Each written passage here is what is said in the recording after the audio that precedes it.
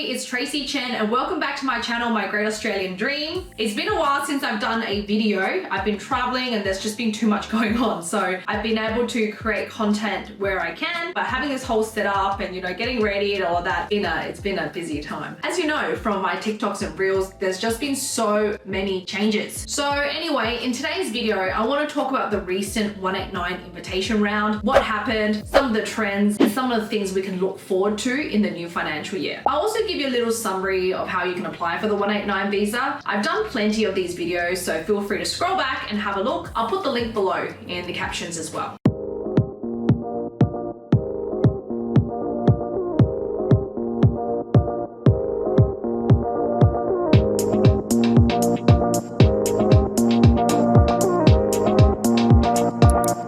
So first of all, the 189 visa is called the Skilled Independent 189 visa. It's only available to a number of occupations on the medium-term occupation list. However, with the new announcements, it looks like they're changing the occupation list around as well. So maybe there'll be some new occupations on there, who knows? But right now, if you're going to apply, you have to have an occupation on the medium-term occupation list. You have to score at least 65 points on the points test, and you need to lodge an expression of interest. I don't think where you are really matters, so the location doesn't matter. It's treated all the same. I guess it would just be the demand of the occupation at the time and also the points that you have. Now I'm thinking back, I reckon there was an invitation around in August, October, and then a very big one in December. In August 2022 and October 2022, it was mainly teaching and healthcare occupations that were invited, and it was like everyone who was in the system was invited, from our clients anyway. Anyone who worked in healthcare or a teacher who had at least 65 points was invited. Then in December, there was just like a big invitation round, and it was all the occupations that met the cutoff. So for accountants, I think the lowest that got an invitation was 85 points, all the healthcare and teaching occupations 65 points, and then a bunch of others like civil engineers, mechanical engineers were all invited. That was a huge invitation round, and I think there was like 35,000 invitations that were issued. And then at that time, everyone thought the 189 visa was dead, so a lot of the applications were not ready to be submitted or could not be submitted due to expired documents. So probably like, I don't know, only half or maybe a quarter of those invitations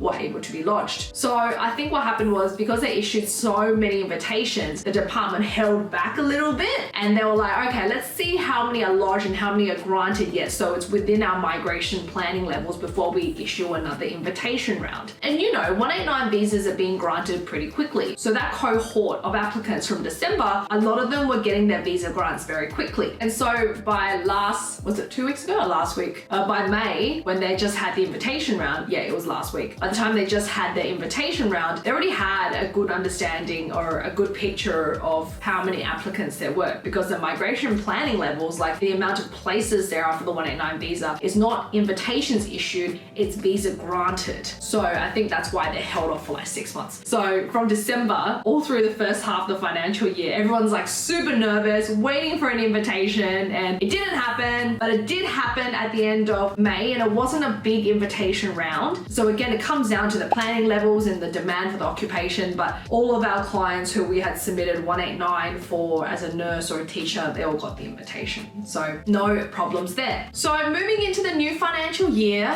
what is going to happen? Now I had a look at the planning levels for the Skilled Independent 189 visa. It's 30,375 or something like that, which is again a decent amount. It was way more than what it was like a few years ago. I don't know if you remember, but a few years ago it was like 6,200 or something like that, 6,500, so ridiculous. So it's 5 times that amount now. But again, remember, this is visa grants, so it's still dependent on how many people are invited, how many people use those invitations, and what it kind of looks like. But in saying that, that last invitation round we just had on the 25th of May or something, all our applicants who were teaching occupations or healthcare occupations, they were all invited, but we had already submitted their 190s. So they were already invited for 190 in Victoria, South Australia, or New South Wales or whatever. So we didn't actually even need to use the 189 invitation because we had already lodged the 190. Now there were some people who were like, okay, I want to lodge a 190 because I like the freedom of the 190. So we went ahead and lodged that one. But a lot of people don't want to pay the application fee twice. So it's a difficult one. Anyway, so in the last invitation round, there weren't any other occupations invited for us anyway. I'm not sure if you or anyone got an invitation for a non-healthcare or a teaching occupation. So let us know, drop it in the comments below if they got that invitation in the last round. For us, definitely no, but very exciting and very happy for our healthcare workers and our teachers, who we need very much in Australia at the moment. There's a huge demand. Anyways, I hope that was helpful. If you like this video, don't forget to like and subscribe and share it with people who need it. If you need to get in contact with myself or one of our fantastic lawyers or agents, our contact details are below. Thank you, and I'll see you guys in the next video.